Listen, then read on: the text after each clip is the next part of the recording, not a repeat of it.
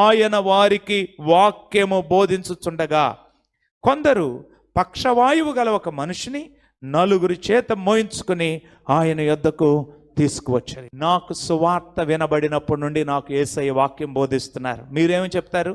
మీకు కూడా అలాగే బోధిస్తున్నారా యేసయ్య? నాకు సుమారుగా గత 30 సంవత్సరాలుగా ప్రభువు వాక్యాన్ని బోధిస్తున్నారు, నేర్పిస్తున్నారు. దేవునికి మహిమ కలుగునగాక. అంతకుముందు అయితే చిన్నతనము నుండే నేను దేవుని వాక్యాన్ని నేర్చుకోవడానికి, ప్రార్థన చేసుకోవడానికి ప్రభువు నాకు సహాయం చేశారు. మధ్యలో కొంతకాలం నేను దేవునిలో లేకుండా తప్పిపోయిన సంవత్సరాలు ఉన్నాయి. ఆ సంవత్సరములు మినహాయించి మరలా ప్రభువు నన్ను దర్శించిన నాటి నుండి ఈ రోజు వరకు ఆయన నాకు వాక్యం బోధిస్తున్నారు.